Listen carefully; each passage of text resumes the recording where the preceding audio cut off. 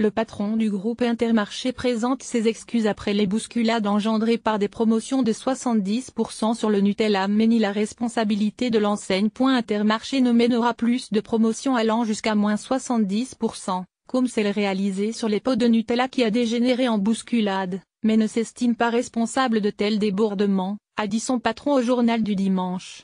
Les promotions à moins 70%, nous sommes maintenant dans l'obligation de les arrêter, a dit Thierry Cotillard en référence au projet de loi limitant de telles promotions, présenté mercredi en Conseil des ministres après les États généraux de l'alimentation. Une attente des consommateurs.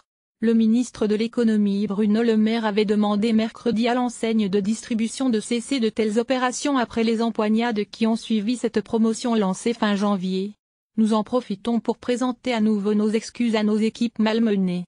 Mais ces excès, et l'image qu'ils nous renvoient de notre société, doivent être lus comme révélateurs d'une vraie attente des consommateurs en termes de pouvoir d'achat, a ajouté Thierry Cotillard.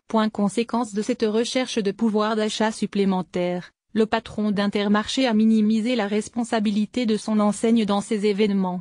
Nous ne saurions être tenus pour responsables de ce qui est un symptôme, a-t-il dit. Nous n'avions pas imaginé une telle effervescence. Il y a eu de réels débordements physiques dans une dizaine de magasins, et beaucoup d'incivilités ailleurs, a-t-il ajouté. Divergence avec Ferrero. Thierry Cotillard a assuré que l'opération de promotion sur le Nutella n'a pas été réalisée sans partenariat avec le groupe Ferrero tout en reconnaissant que c'est Intermarché qui a fixé le prix de vente. À l'opposé, le fabricant de Nutella s'était désolidarisé de cette opération, et avait souligné que cette promotion a été décidée de manière unilatérale par Intermarché. Intermarché va de son côté poursuivre de grosses opérations commerciales sur le non-alimentaire, a dit son patron. Concernant les produits non agricoles ou fortement transformés par les multinationales agroalimentaires, nous continuons à recevoir de leur part des propositions de campagne de réduction de prix entre 30 et 50%. Les consommateurs le souhaitent, a-t-il dit. La compétitivité prix reste un impératif.